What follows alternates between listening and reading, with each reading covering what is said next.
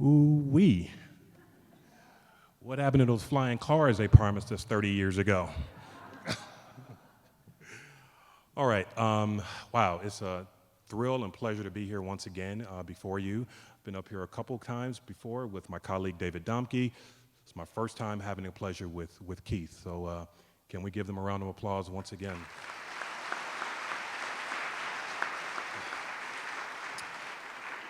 I suppose I should ask for mine in advance as well, because I'm not sure how many, if you are a Trump supporter, a Trump fan, you are not gonna like me when this is all done.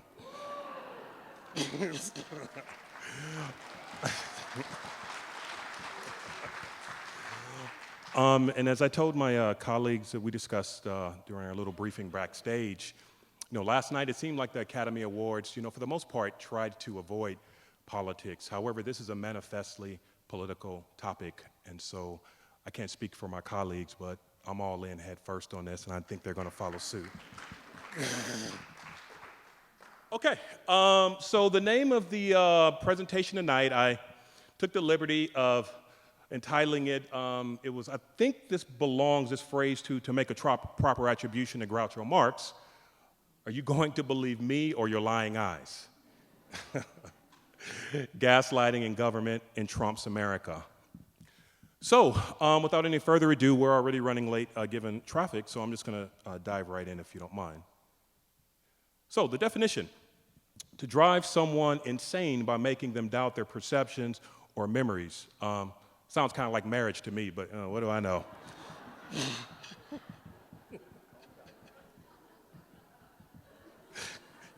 You guys know I'm telling the truth. Don't even lie, all right? All right, so here are some examples. So we have the first one is the quote-unquote birther claim. So just to finish up, you see what's happening? The process is rigged. This whole election is being rigged. These lies spread by the media, without witnesses, without backup or anything else, are poisoning the minds of the electorate. No witnesses, no backup, no anything else. And I'm telling you, I have many top professionals. Don't talk about this, Donald. Nobody believes. I said, maybe some do believe it. My high honor and distinct privilege to introduce to you the President-elect of the United States of America, Donald Trump.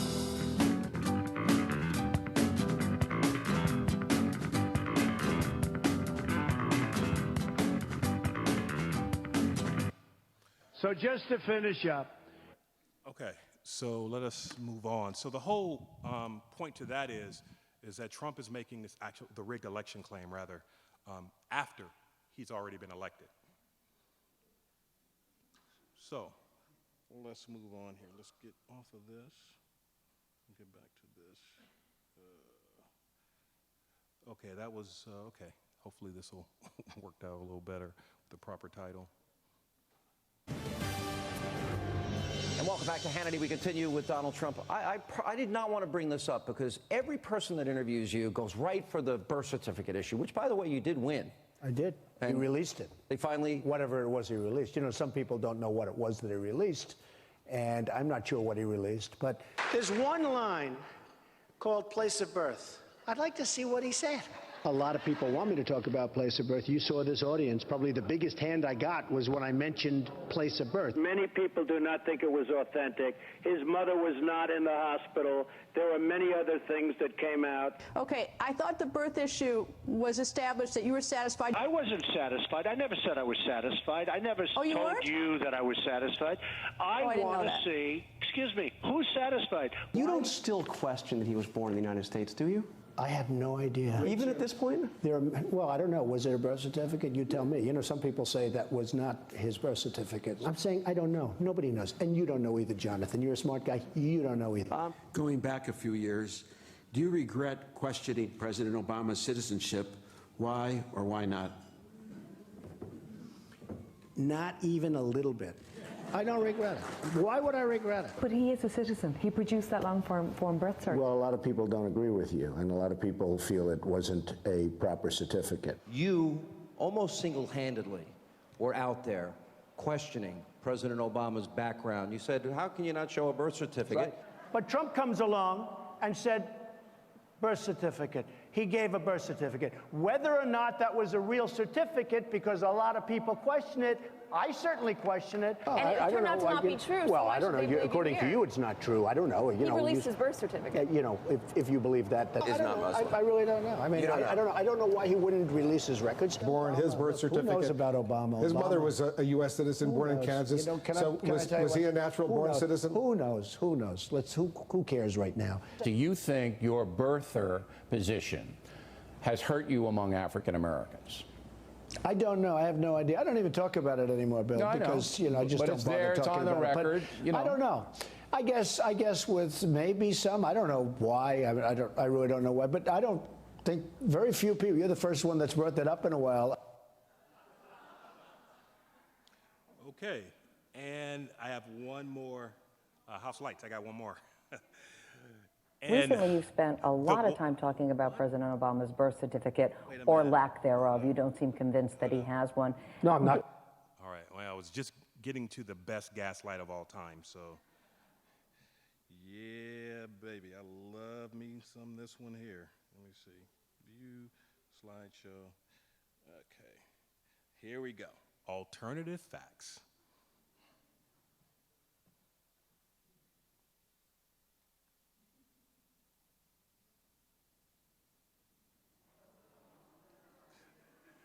Come on, you got to cut her some slack. Come on, you guys, don't be so mean. Answer the question of why the president asked the White House press secretary to come out in front of the podium for the first time and utter a falsehood. Why did he do that? It undermines the credibility of the entire White House press office on day one. Don't be so overly dramatic about it, Chuck. You're saying it's a falsehood, and they're giving Sean Spicer, our press secretary, gave alternative facts to that. But the point remains. Wait a minute. Alternative facts? Alternative facts, 4 of the 5 facts he uttered. The one thing he got right was Zeke Miller. 4 of the 5 facts he uttered were just not true. Look, alternative facts are not facts. They're falsehoods. Okay. Okay, best gaslight of all time. I maintain that. All right, so let's get rolling here. So I have a list of questions that I'd like to ask my colleagues. So this is how this is going to go.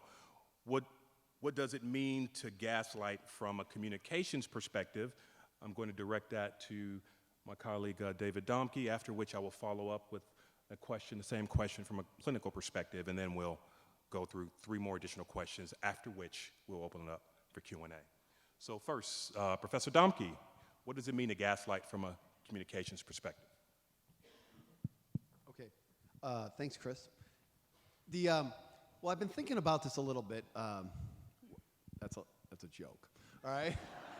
So I want to draw a distinction to start between reasonable disagreement that people who have political viewpoints might have versus outright falsehoods, okay?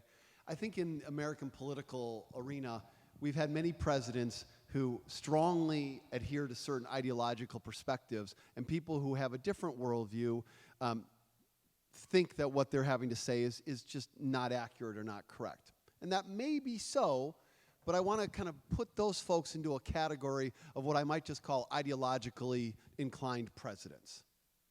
Franklin D. Roosevelt, very ideological president. Okay, Ronald Reagan, very ideological president. Now these folks, if you in this room don't agree with them, you may say, you know what, they're not telling the truth. But that's not really the kind of people that I want to focus on here in terms of gaslighting with Trump. Those are folks that in the political arena are adhering, I think, by and large, to a deep ideological perspective that they have, who in that space don't live and breathe daily falsehoods. They speak the truths as they understand them. And they occasionally, like all politicians do offer falsehoods, because there isn't a single political leader in office who doesn't have to tell untruths at times. They may not be outright lies, but they may be nonetheless statements that they just know are not going to be true. Like, we will remove our troops at a certain time. or we are going to get everybody covered with health care. These kinds of things. They're more aspirational, and so they're not true, and the person who says them knows they're not true, but they're not really, again, what we would call outright falsehoods. So I want to put reasonable, nonetheless ideologically inclined political leaders into one box and say that you may disagree with these individuals, and there may be others who you totally agree with that others think are crazy and are just beyond the pale ideologically, but they're not every day waking up and telling just things that are demonstrably false. Then there's this other category that I want to suggest is political leadership that has a dismissal for, a disregard for, and a disinterest in the truth. And these are folks who daily enact that. In our political presidential arenas, we can think of some of these folks, what are politicians, generally, or presidents in specific. A couple that I'll just mention would be Joseph McCarthy, Lyndon Johnson, Richard Nixon. These are folks who told outright lies, knew that they were not truthful, and set about trying to convince the American public on a daily basis that these were not correct, that these were not true, about a war, about the intentions or the patriotism, or about the reality of their own deception. These folks, again, in my definition of kind of what gaslighting looks like, is a dismissal for, a disinterest in, and a disregard for truth. And so they tell what are called, I would call, omnipresent untruths. Donald Trump falls into this category, in my view. Trump doesn't have near the political skills of those other individuals, but he's got a certain kind of skill set that is really well situated for today's culture, a culture that is media-centric, that is dominated by an attention span that's very short, doesn't follow up on claims and ask for evidence. So in all kinds of ways, he's situated for today. That distinction between those two, though, I think is really important to note, because what Trump is doing as a politician is telling outright falsehoods that are just not true. And that's different than ideologically inclined worldview claims. Second thing I want to say is that history has shown us so far that when politicians act this way, they eventually lose. They eventually are brought to heel and are forced to come to terms with those untruths, legally, politically. We don't know yet if that'll happen with Donald Trump. But the key to making it happen in those three previous instances that I mentioned, McCarthy, Johnson, and Nixon, was an unfettered press. A press that was relentless in going after what they saw as the truth. I believe I hope this, and I want to believe this, that we're in the early stages of that right now with Donald Trump. We certainly didn't have that during the campaign. But I believe that we're in the early stages of that right now. So I think that it's important for that to make sure that we give, it takes a little, to recognize it takes a bit of time for that. We want it to happen now, but it takes time for other truth tellers to come forward and to make it known. So from a communications perspective, I want to just kind of make this point then, that we're not talking about the occasional untruth. We're talking about a foundational set of untruths that are just an omnipresent discourse and constancy, that the press is central to kind of checking this. And the last thing I want to say is that these other individuals that I've mentioned came to power with a history of untruths also. They didn't come to power and then suddenly become untruthful. They have a history of lies. McCarthy about his claims about military. Lyndon Johnson and the ways in which he rigged an election in Texas. Claims about his own military endeavors. Richard Nixon about how he came to own a dog and much more. All right? So in the words of others, these folks are who they told us they were. They are. Donald Trump is that. And I'll just finish here and we can move on to the kind of clinical perspective. From a communications perspective, I don't know ultimately what the motives are. I only know what the words are. Now, we can speculate about the motives, But I don't know what the motives are. I just know what the words are. And right now, these words are dangerous. They are very dangerous for our system. But there are other words too. And there are words like tonight, and there are words that you engage in, and there are words like the press and the words they put forward. And ultimately, I believe that that speech will win the day.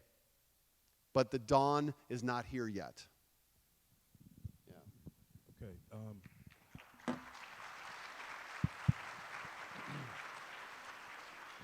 Okay.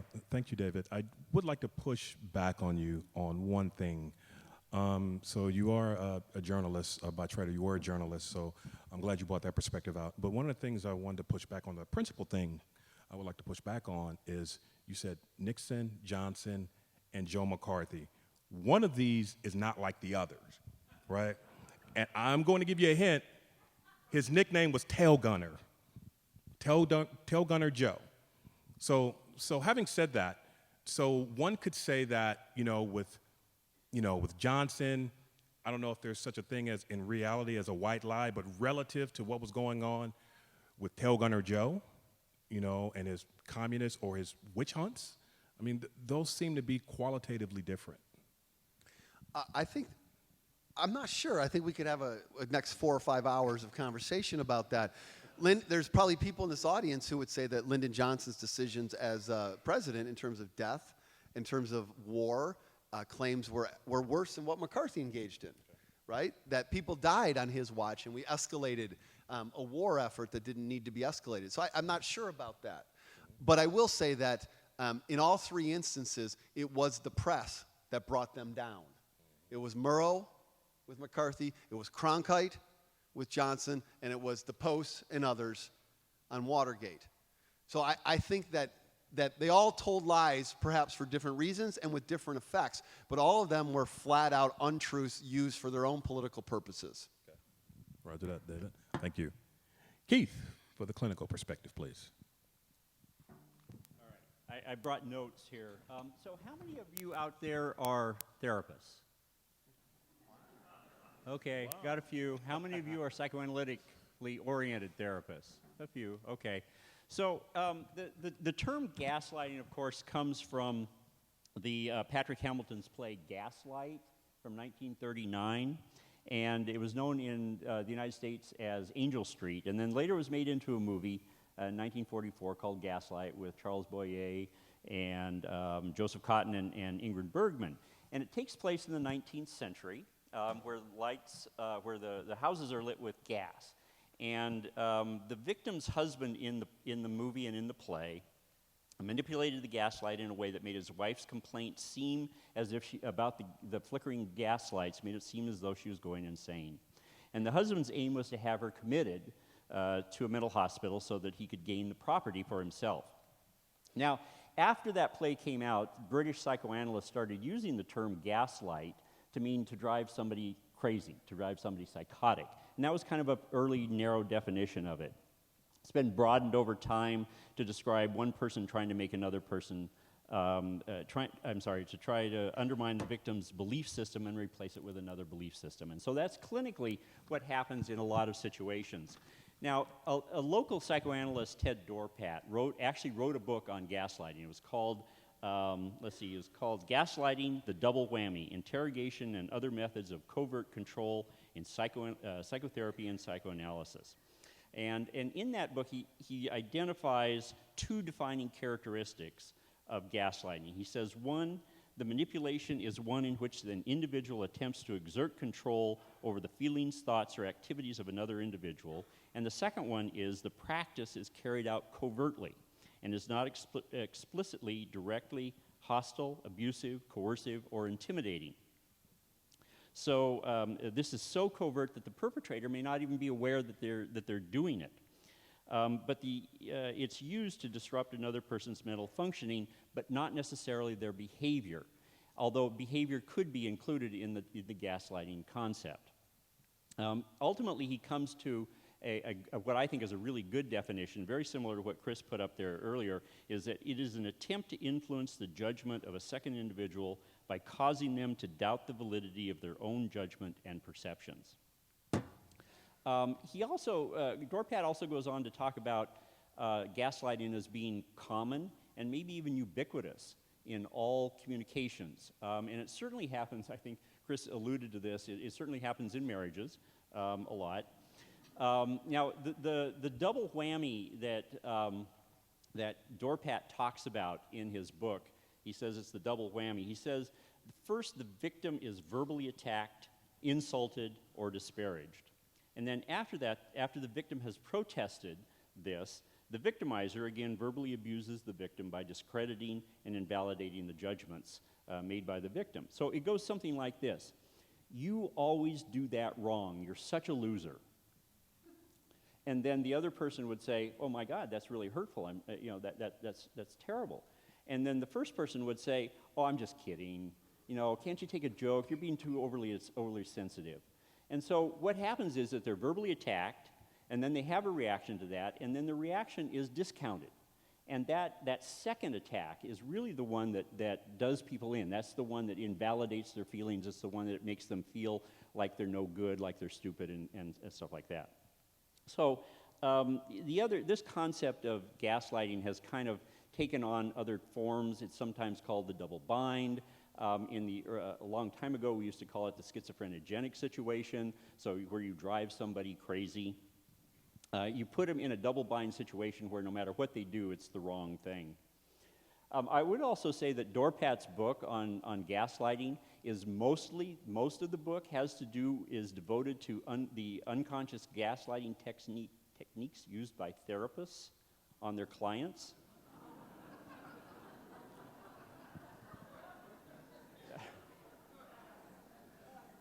I'll move on from there. He also says it's used by totalitarian governments, fundamentalist religious groups, cults, encounter groups, and large group awareness training leaders. I don't think Dorpat had much use for large group awareness training leaders. So this is where I'll close by talking a little bit about the function of gaslighting. So clinically, when we think about gaslighting clinically, it's a primitive form of projection. And we're all kind of familiar with projection. Projection is where we say, oh, that's not me, that's you. It's not my fault, it's your fault. And it's a favorite defense used by adolescents, and it drives the adults around them absolutely crazy. It's not, I didn't flunk that. It wasn't my fault I flunked that test. It was the teacher's fault. The teacher didn't teach me right, or they didn't write a good test, or whatever. And so, that's basic projection. What gaslighting is called projective identification. And it's an even more insidious kind of projection because it not only projects onto another person the feelings that are inside the first person, but they're then treated in such a way that they begin to feel as though, feel the same way that the person who's projecting things onto them is. So it goes something like this. I feel stupid and like a loser. I don't like to feel stupid and a loser. So I act in such a way to make you feel stupid. By demeaning you or tricking you to the point where you question whether or not you really are stupid. And so that's kind of one of the most destructive parts of projective identification is that if you can get the other person to believe those projections, to begin to act like the stupid person that you're trying to get them to believe, that's an incredibly destructive kind of thing.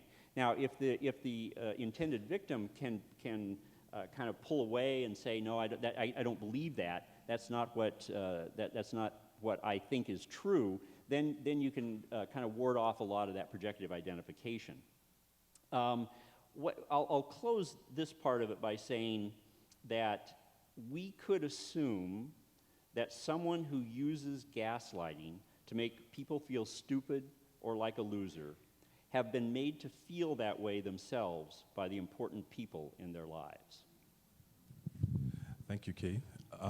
Give him a hand, please. You gave David a hand. Please give Keith a hand.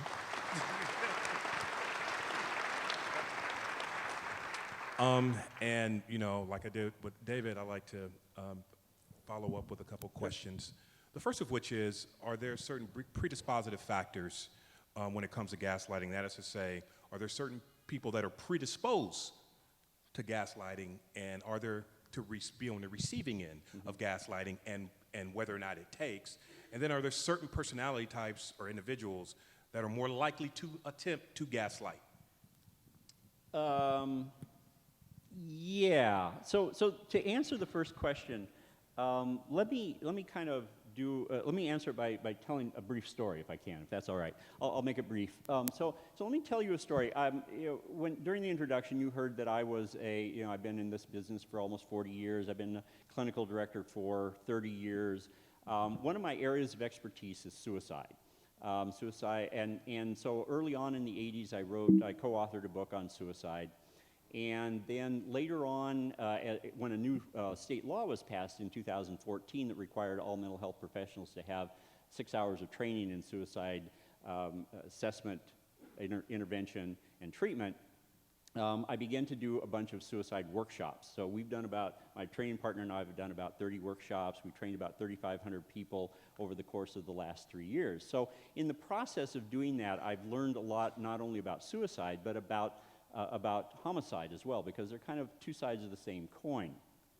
And so when we start to think about the facts of suicide, so let me tell you just a couple of things about suicide and homicide and the relationship between them. And what I'm about to tell you is stuff that you'll probably already know. It's stuff that you may not have the exact numbers to put on them, but you'll have a general sense as to what I'm about to say to you. So what I would say is that over the last 15 years, the suicide rate has increased considerably, and now it's the highest rate that it's ever been in this country's history. Despite that, though, the murder rate in the United States is twice the suicide rate. And 3/4 of all deaths by gun in Washington State are murder. Men die by suicide less often than women, and the adolescent suicide rate is higher than the adult rate. And because of years of oppression and racism and slavery, the African American suicide rate is about 5 times that of the white, non-Hispanic white rate. So does that, as I talk about that, does that sound reasonable? Does that sound right? I was actually going to go to the race card after this. That's okay. All right. Okay. So does that kind of seem? I mean, does that set right? Does that sound about right for everybody? Okay. Well, everything I just told you is not only a lie. It's basically the opposite of the truth. So, what I'm saying is that, so let's kind of quickly deconstruct what happens. Those of you who actually believe me, let's deconstruct this. So you're gaslighting us right now. I am. I'm gaslighting you right now. And part of my point is that we're all susceptible to gaslighting. Nobody is immune to gaslighting. So what I did was I said, let me tell you a story. And when I say tell and story in the same sentence, that makes me automatically more credible, more empathetic, and you more friendly to me. You'd like me more when I say I'm going to tell you a story, because we kind of know what to do with that.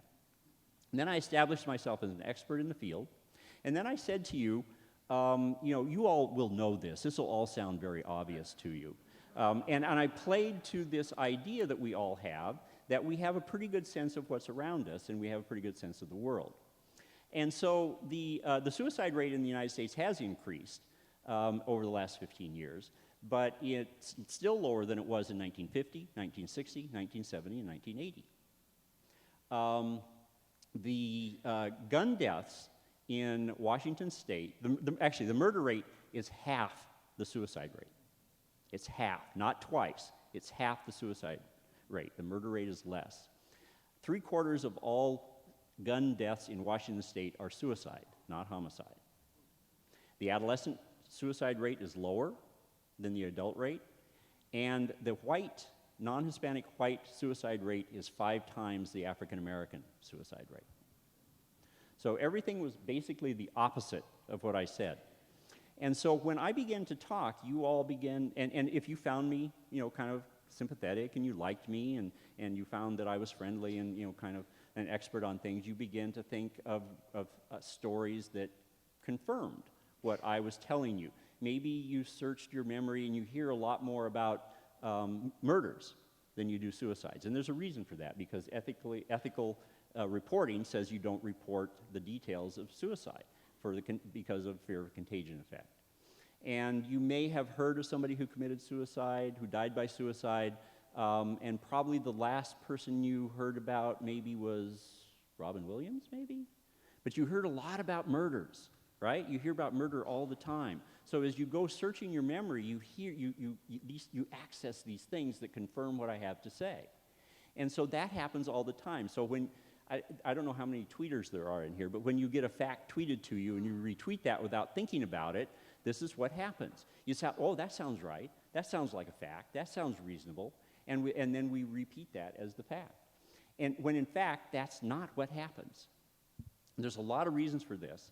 And I'll shut up here in a minute, I promise.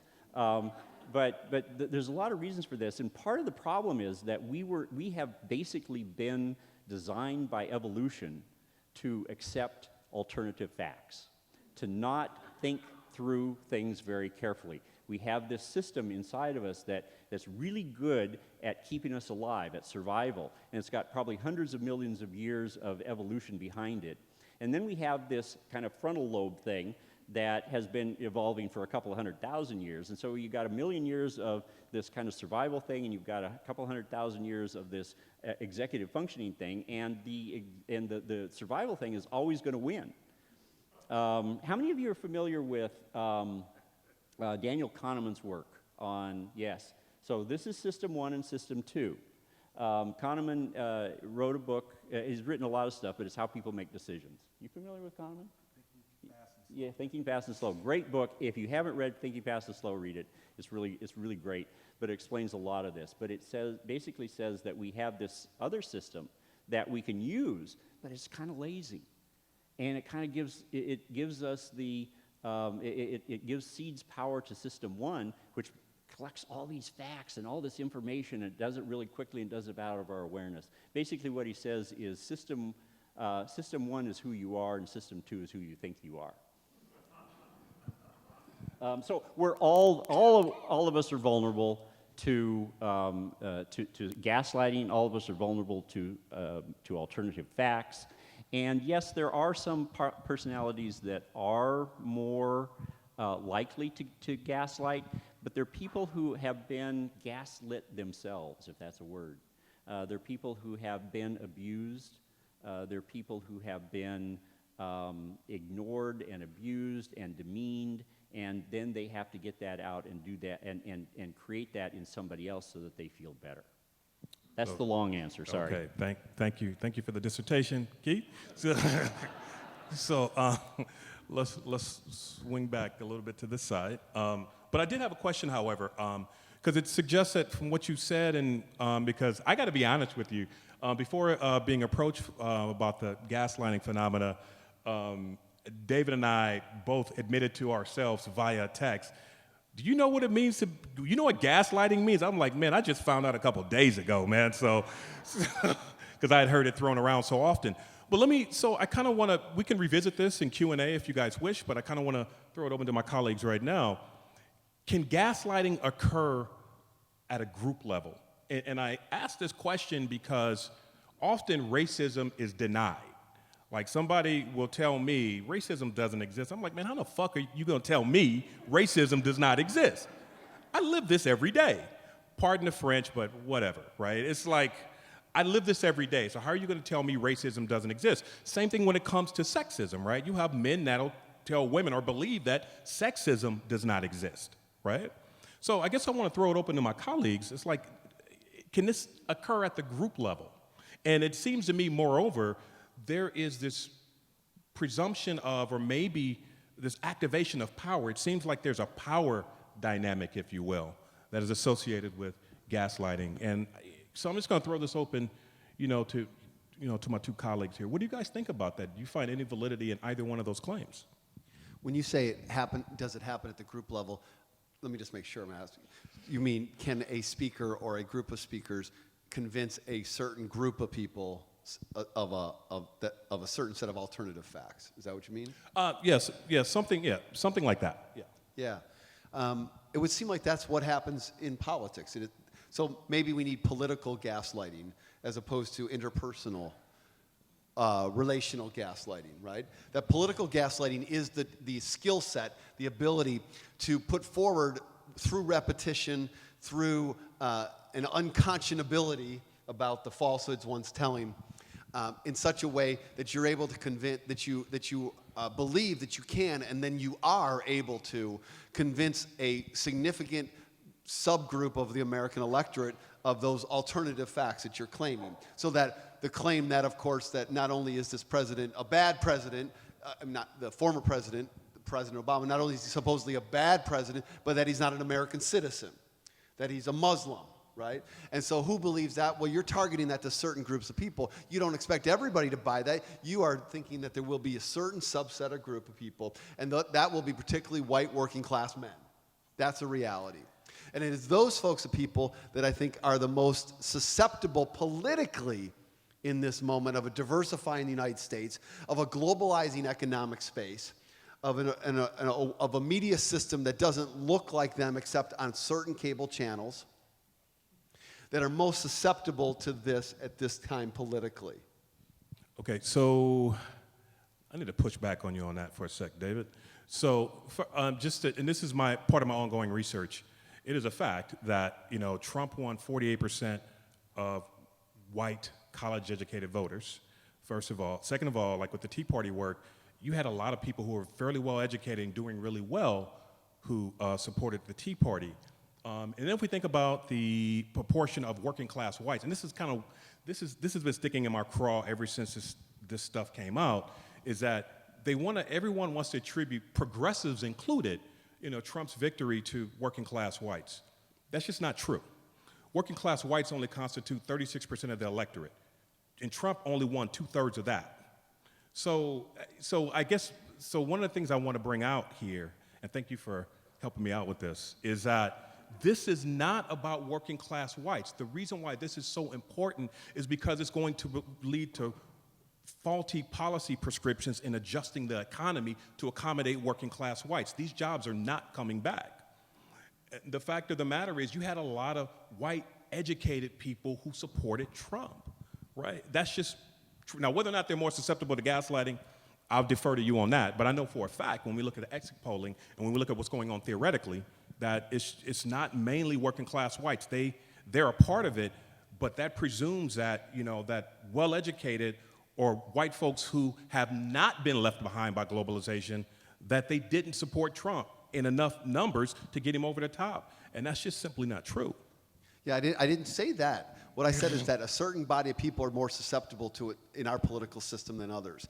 And that those body of people were the folks that he was speaking to. That others came along and supported him, I think, is a different situation, okay? I think, though, that he built his base, as every politician needs to, with a certain body of people. And his base was ready for his message and these alternative facts that he presented, and continues to be. You look at the NBC Wall Street Journal poll over the weekend, his approval rating among white working class men is 64-28. That's non-college educated. That's how it's defined. Non-college educated white men. Among college educated white men, it's exactly the opposite, 28-64. Exactly the opposite. So his base is those folks. That's not the only people who voted for him, but it is his base politically. And so when he set out to build a base, what did he go with? He went on a racist message, the birther message. That's what brought him into the political arena. That was not a message tailored to the masses. That was tailored to a certain body of people. Okay, so at the very end of this, I have a data analysis that I'm going to show everybody. And this is from the Washington poll. And then, and we can sort this out then. I'm not gainsaying what David's saying, but I think there's part of that that's true. But I'm saying when you do a more comprehensive data analysis, the whole class thing completely falls out. So, I love this guy. We go after each other like this all the time. So Keith, so can you comment on what David said? Not necessarily about, well, you can comment on whatever you want to comment on. but what I'm more interested in, and hopefully you guys are as well, is whether or not this phenomenon of gaslighting can be extended to the group level. That is to say, is it possible for white folks to gaslight people of color and men to gaslight women? Or can it work in the opposite direction? Yeah, I think it can work at the group level. I think it's more effective at the individual level. I think it's more effective when you have a relationship, a direct relationship. I'm not sure that Trump has persuaded anybody who didn't already agree with him, and most of his gaslighting is. We were talking about this. David and I were talking about this before. We're not here tonight because Trump is a great gaslighter. We're here because he's an obvious gaslighter, and it pisses us off because it's so obvious. But it's not particularly good, and it's not particularly effective. I think a lot of the people that David was talking about earlier were a lot better at it. So yes, I think gaslighting can happen, but I think it's much more effective when you have an individual or personal relationship with somebody. It's much easier to dominate and to get in and do something like that. Chris, can I just add your question? Yeah. Can it happen at the group level, men to women, white to African Americans? It seems to me that gaslighting inherent in the political system involves power. Okay, it involves power. So certainly someone who's an African American person in a society can gaslight to white Americans, but it's unlikely that they have the power to operate upon that in the same way as a white person does, right? And so gaslighting to me gains the sinister aspects politically when it's coupled with power, right?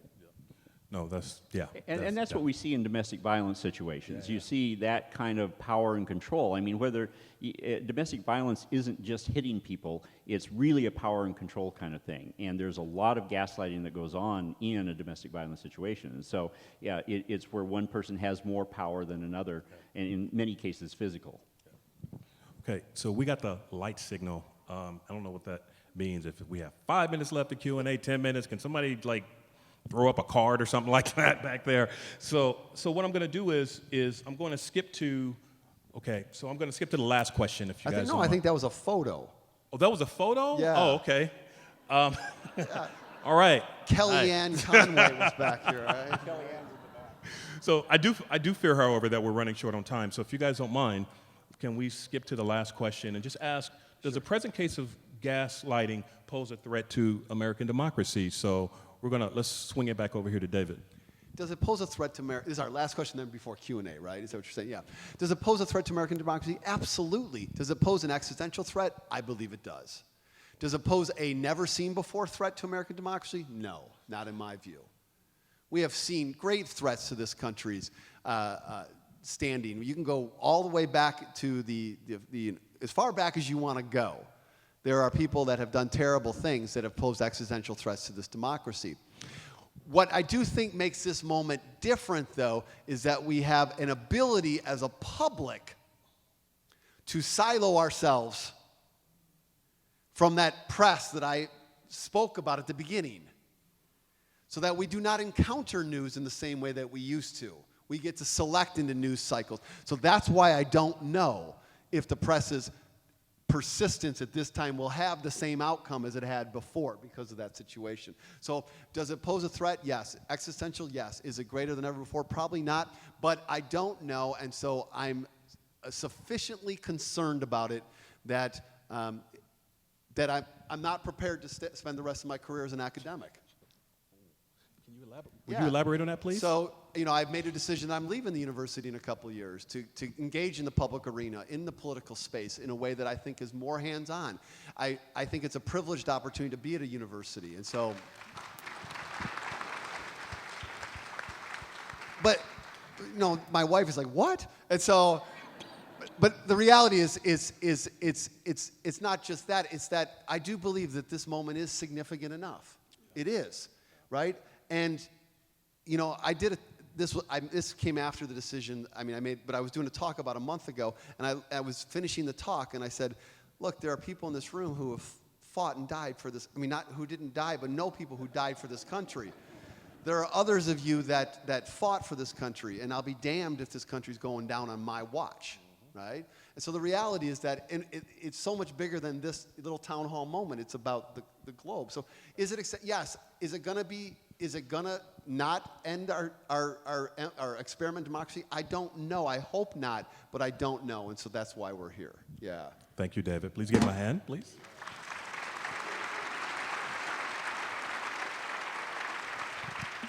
Keith? Yeah. I think it does pose a threat. I think, though, and that gaslighting has always gone on. It will always go on. And there may be not a whole lot we can do about it, but what we can do is pay attention to ourselves. We can't control what other people do, but we can control what we do. And so what we have to do is we have to slow down. We have to think things through. And we probably have to do one of the hardest things that we can possibly do. I think it's been my experience, and the longer I stay in this business, the more I understand it this way, that nothing good happens, relatively little happens that's good outside of the context of a relationship. And so you have to have a relationship with someone in order to be able to persuade them. You're not going to be able to persuade somebody by yelling at them. You're not going to be able to persuade somebody by throwing rocks at them. What you have to do is one of the hardest things to do is to befriend a Trump supporter and make them your friend and listen first. And then if we can listen first, then we can speak. But we have to listen first. So in order to be able to save the institutions that are so precious to us, and particularly the press, I'm really worried about the attacks on the press. I think that's one of the things that is most alarming about what Trump's been doing so far. We have to be able to step back, and we have to be able to think this stuff through, and we have to be able to support a free press. But in order to do that, we have to have a relationship. We have to go outside of our circle. We have to be able to make relationships with other people and to then persuade them once we're inside the relationship, not outside the relationship. Okay, thank you, Keith. Give him a hand, please.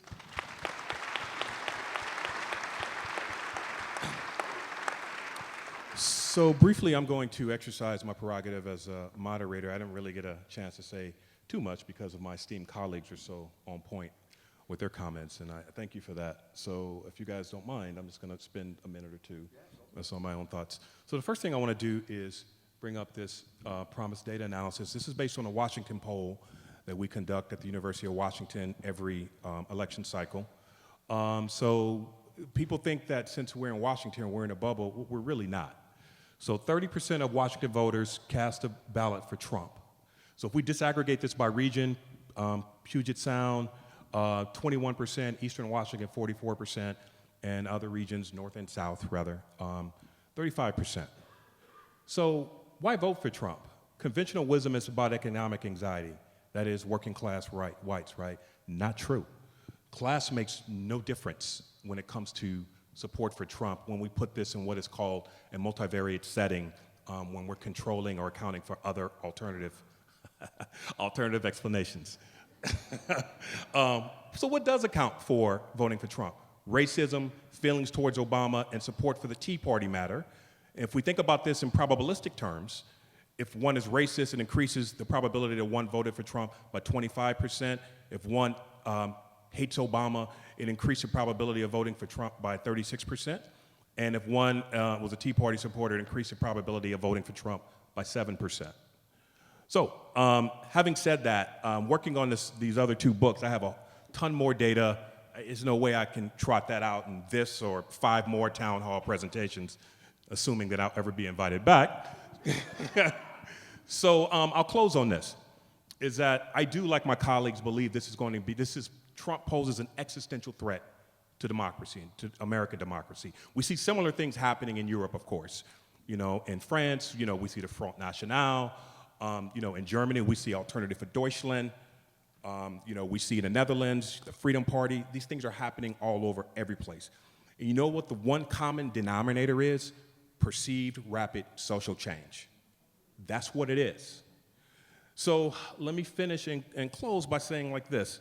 One of the reasons why reactionaries are so successful is because they traffic in fear, anger, and anxiety.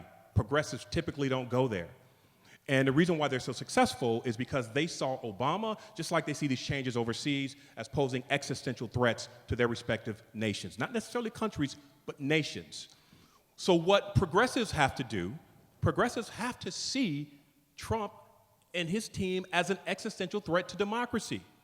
That's the only way we're really going to gain any progress or make any traction in this thing. My concern is that the left is not going to be able to sustain the anger and anxiety and fear that we see right now. That is, so you guys think about this yourselves. So if we want to actually, for us, I hate to say this, take our country back or make America great again, that progressives have to stand up and be counted and see Trump as an existential threat as well. With that, I'll open it up for Q&A. Thank you.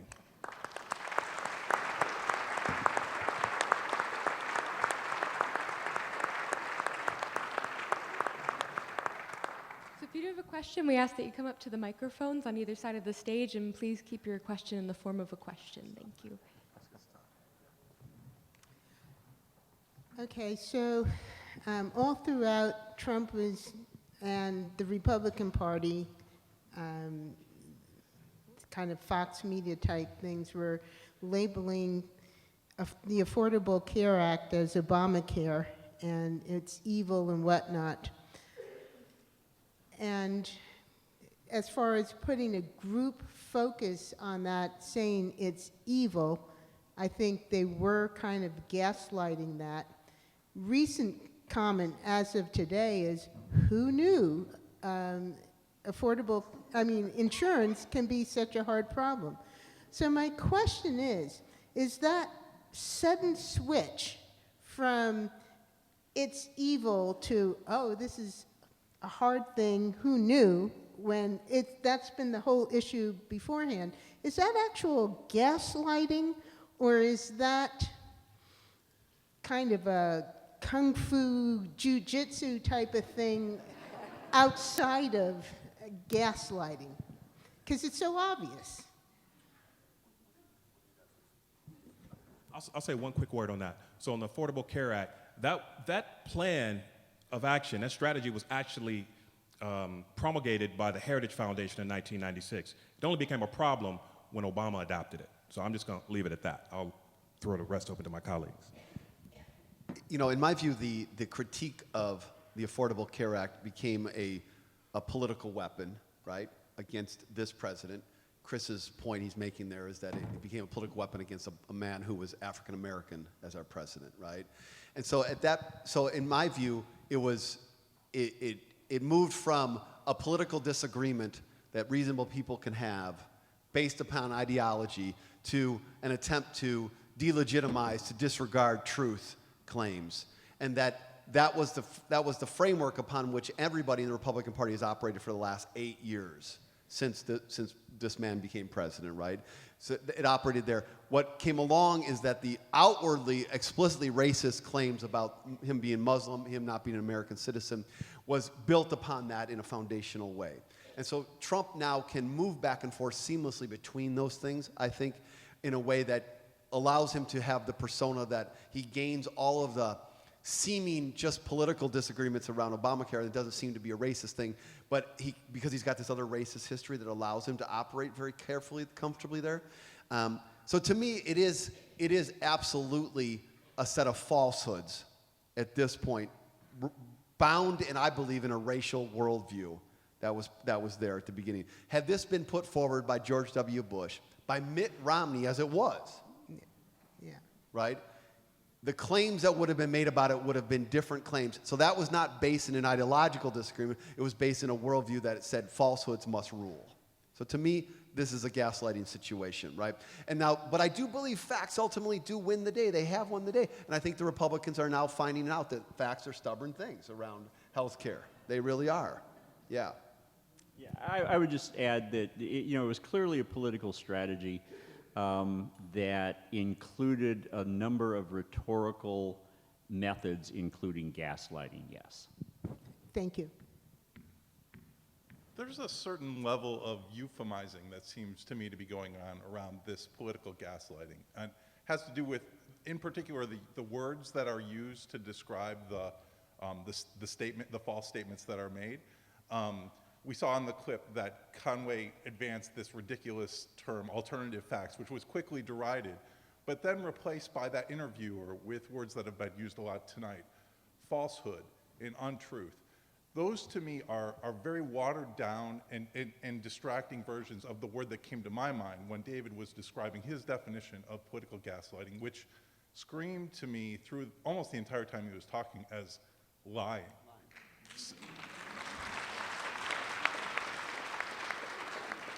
Can you talk a little bit about where people's impetus comes from to water down the words they use to describe this lying and the effect it has on the conversation and our efforts to address this behavior? So let me just throw out one observation. So when it was happening on the left and people on Fox were addressing this, they would straight out call Obama a lie, right? Or anybody on the left. But it's, you lie. Exactly. Like, what's my man, the South Carolina senator? Someone called Obama a liar at the State of the Union. Thank you for reminding me, David. And so, yeah, but people on the left, they're nice, you know, they want to be politically correct. That stuff is no longer going to work. You guys have to get pissed off, right? You guys got to start calling a lie a lie. You got to start calling bullshit on these people. So, but the fact is that progressive, we want to think about policy, we want to be concerned with process and fairness. No. We cannot afford to take prisoners anymore. We have to kill everybody. Seriously. Anybody else want to comment on this before I get myself in too much trouble? Chris you're a veteran, man. Let's just get this straight. I mean, like a real veteran, right? Yeah, he's a military vet. Let's give him up. Let's give it up to Chris for that right now. Yeah. I wanted to say something about this. So was it Key and Peele who had the skits with the angry Obama, right? Yeah. Like, we need to be the angry Obama, right? Not the calm, reasoned. And I'm going to be doing a lecture series at UW in April. There's still a few tickets left if you're interested in brown paper tickets. It's around, I'm just mentioning it.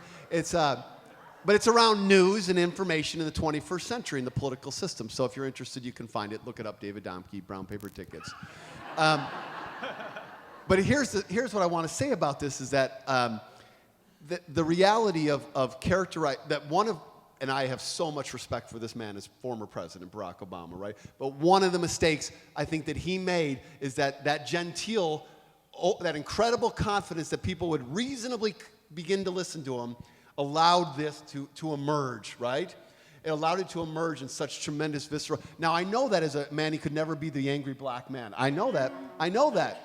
I understand it entirely, but where were the rest of us?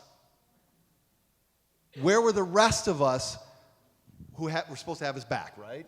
Absolutely. And so that's what happened over 8 years. The man was so incredible, and we're like, he's got this.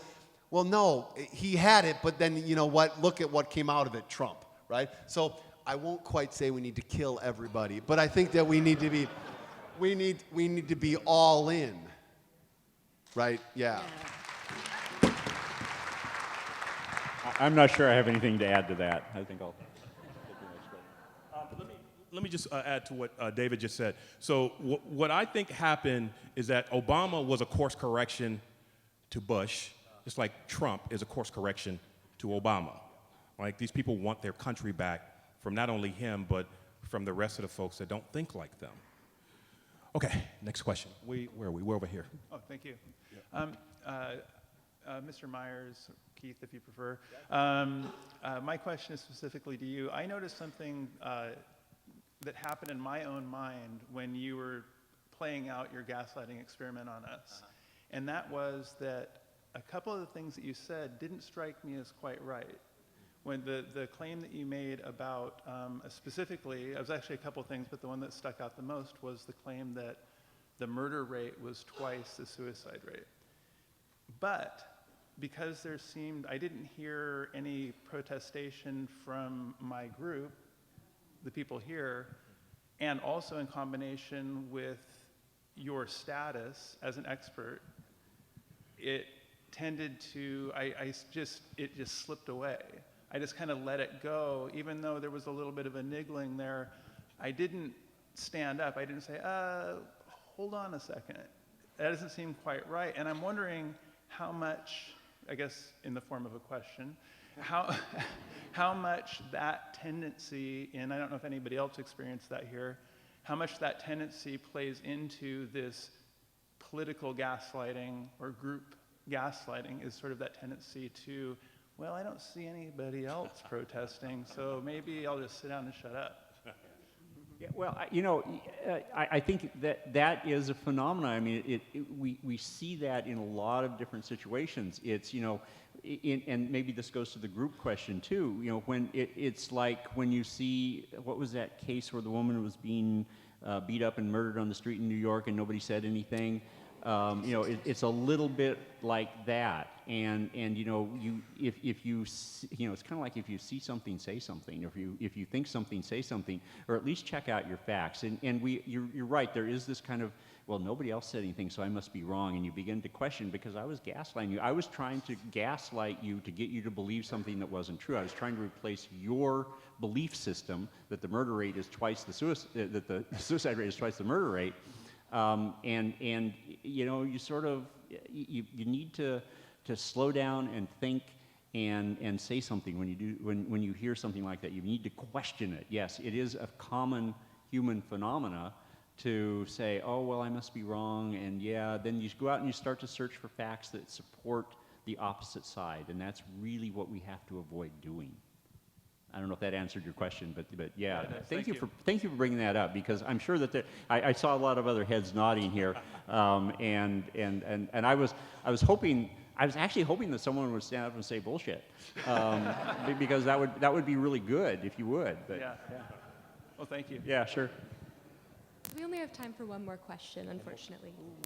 One more question. Can we do it this way? Can we, instead of just asking one more question, can we get the remaining people, the balance of the people at the mics, and just come up here and just rapid fire the questions, and we'll just try to wrap it up in a nice bow, please, if you will?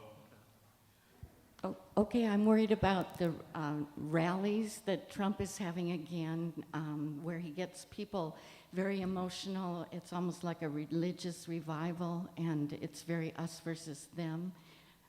And just wondering if we could have a singing revolution to revive our emotions. Yeah. Thank you. Over here. David, a couple months ago at Leadership Tomorrow, you said you were going to quit the U and go out and work on 3 things. You were going to work on fair and free elections, you were going to work on getting women elected to the office, and you were going to work on talking to the other side. I wanted to hear an example of how you tell them, the other side, you're being lied to, and how that conversation would go. Okay, back over here to our left on the stage. Okay, I applaud the attempt to try to describe a model about what's going on. But I wonder if perhaps you might consider another model, that being Hannah Arendt's Sandstorm. Okay, thank you. Okay, last 2 on our right. I was surprised not to hear about Bannon or Russia, and wondering what your thoughts are on the influencers of Gaslight. Okay, thank you. And the last question, please, ma'am. Yeah, my alternative model is the emperor has no clothes, because I feel like there are mental health professionals, there are politicians, there are press saying Trump is mentally unstable. And I feel that that's true, especially since his press conference. But nothing's happening. It's like literally that old, the emperor has no clothes. Nobody's standing up to say, he has nothing on. He's bonkers. So what can we do about that? What can we do about that? Thank you. Thank you very much. So, let's work backwards. I'll take that one, and then you guys can sort out the rest. David, there was one directly of you. I'm going to take that one and the one about talking to other people. On that one, the only way, so using the constitutional route to get him out beyond impeachment, because there are not enough votes right now in the House to get him out via impeachment. It'll take half of the House, and it will take 2/3 of the Senate. Not happening. On the 25th Amendment, the 4th clause, that's about fitness of the president. It's going to take half of his cabinet, the vice president, and it's going to take 2/3 of the Senate and 2/3 of the House. High bars. On the talking to the other side thing, you guys, forget about that shit. Not going to work, right? Not going to work. Not for those 20 to 25% of white folks who support. It's not going to work. Those people aren't changing. We have to get the conservatives and Republicans that are in the middle. Those are true patriots. They want to do the right thing, right? Those are the people to whom we need to reach out. Those hardcore Trump supporters, forget about it.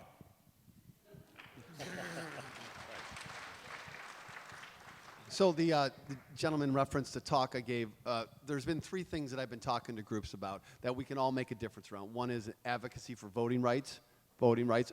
We need to be marching for voting rights. Okay, it is harder to vote in the United States at any point in time in American history since 1965. All right. So the reality is that you look at turnout in Wisconsin and other states. Well, actually, that turnout wasn't just because people might not have been fired up about Hillary Clinton. It's because they couldn't vote. All right. So the reality is voting rights matters. A second thing is we need to work very hard to cultivate a space, to create a space in which female political leadership has to stop climbing so many sexist mountains. Okay. We can't understand that Hillary Clinton's lost without deeply foundationalizing it upon sexism, and we have talked not much about it, but that's a core part of Trump's claims as well, Trump's worldview. And the third thing I talk a lot about is political reconciliation, the fact that we need to build bridges and connections with each other. So I'm going to try to thread the needle between Chris and Keith here, and that Chris's position is, don't bother. Well, I don't want to characterize it, but he just said, look, we can't persuade those individuals. And Keith said, you know what, only good things happen when we're in relationships with people. So my threading the needle isn't, and I'm not just making it up on the moment, this is actually how I see it, is that those relationships, when I talk about political reconciliation, I'm not talking about persuasion. I'm talking about relationship. If we start with persuasion, we're not going to get to relationship with people who disagree with us. Relationship has to start with, I'm not here to try to get you to change your mind. I'm here to simply understand you and to be in relationship with you. Then, and only then, down the road, when they authentically believe that you care about the person, are you going to get to any kind of attempt to persuasion. So if we're going for just persuasion purposes, I'm with Chris. Don't bother. If you're in a conversation and it's clearly back and forth and they're just trying to, that's not a conversation I'm going to waste any of my energy on. None. Zero. But I am going to waste or spend my energy on relationships with family members, with colleagues, with other individuals who I think genuinely care about this country.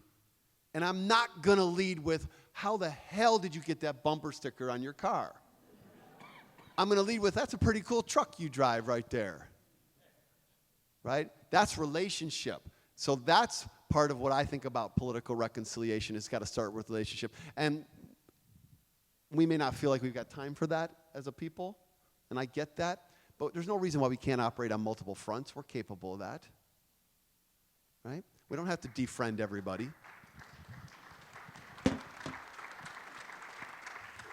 I can't remember most of the questions, and I was really sad. I was really sad that you took the last one, Chris, because that was the only one I could remember. But I'm worried about. I'm more worried about Bannon than I am about Trump. I think he's more dangerous than Trump is. There was a comment by, just in terms of Trump being mentally ill. There was a comment by Alan Francis, who wrote the Diagnostic and Statistical Manual 4. And he wrote the definition of narcissistic personality disorder. And he wrote an article to the New York Times, or an editorial to the New York Times, and he said, stop calling Trump mentally ill. He doesn't fit the criteria for a narcissistic personality disorder. He's a world-class narcissist, but he's not a narcissistic personality disorder. And to call him mentally ill is an insult to those people who are.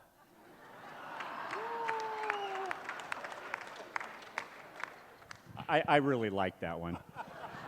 I'll stop with that. Hey, so I guess that's it, good people. So thank you for coming out tonight. This is a fantastic talk. I want to thank David, and I want to thank Keith as well. And and like I said, if you're progressive out here, you guys need to roll your sleeves up and put some work in, because that's what it's going to take to save our country. Thank you.